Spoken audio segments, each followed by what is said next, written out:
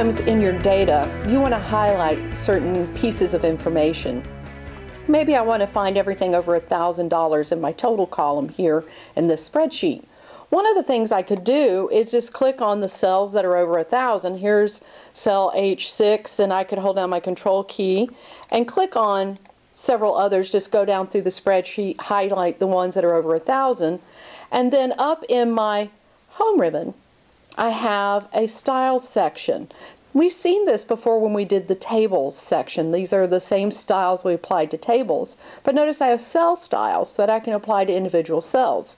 So I click on the drop down, and maybe I'm going to want this accent 2 here, and I'll click on that, and notice the cells that I highlighted now have that formatting. Now there's a couple of drawbacks here. This is a large spreadsheet, so I would have had to go down through the whole spreadsheet looking for everything over 1,000 and highlight it, then change the formatting. And guess what? If somebody comes back later and changes the quantity on something, let's say 2 here, then notice it's below 1,000 now, but it's still highlighted. That's not what I want. So I'm going to remove that formatting. There's a couple of ways I can do it. I just did it because so I could use that undo. But if it's been a while, I could click and control click and come over here and clear my formats too. I'm not going to do that because I have some other formats in here and I don't want to take the time to reset them right now, but that's another option. So I'll just come back over here and hit undo. Now I'm back to my regular data. And what I want to share with you is a better way to do this. There's something called conditional formatting. I set the condition, I tell it what formatting to apply when the condition exists. So I'm going to have to highlight the range of data I want. So I'm going to click on cell H2 and I'm going to scroll down to the end of my data.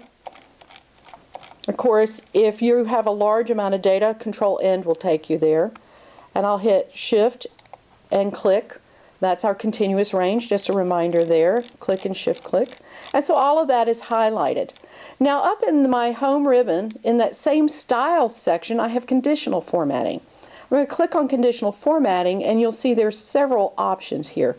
I can highlight specific cells based on rules of greater than or less than or between and so forth.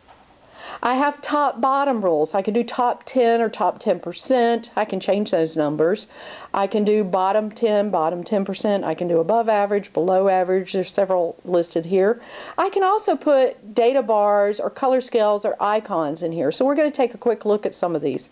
Highlight cell rules. Let's do greater than. And let's just go with what I was dealing with earlier. I'm going to say greater than 1,000.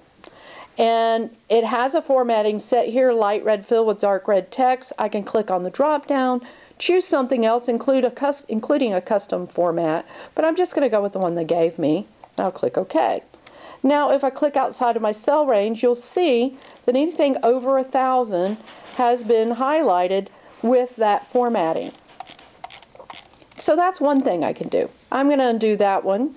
Don't want it to interfere with the next one I want to show you. Plus it brings me back to my highlight, which is nice. And I'm going to go back to conditional formatting and choose the top bottom rules. So let's say we want to know where we're losing money. What's our lowest sellers or something along those lines. I could come down to the bottom 10%, for example. Click on that. And notice I can change the percentage. Maybe I want the bottom 15% or the bottom 5%. Again, I can change the formatting to whatever I want it to be. I'm going to stick with what they're defaulting to here. Click OK, and notice that now I have the bottom 10%. Some of the lower numbers are highlighted here, and I can take a look and see if there's something that we need to be correcting in those areas.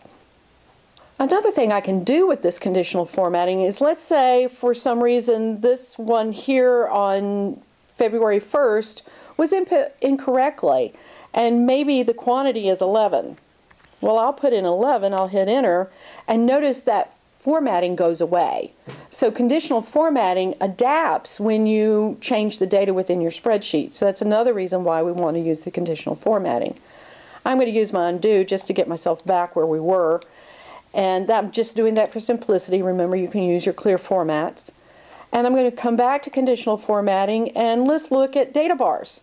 This is really kind of neat because it creates a small little bar chart in your spreadsheet, and it's looking at the data compared to every other cell within your highlighted range. So let's go with a gradient fill. I'll choose the blue one here, and I click off, and you'll notice here that we have a bar in each one of the cells, and the bar extends based on the quantity in the cell. It's a real quick way to see how much we have within those cells.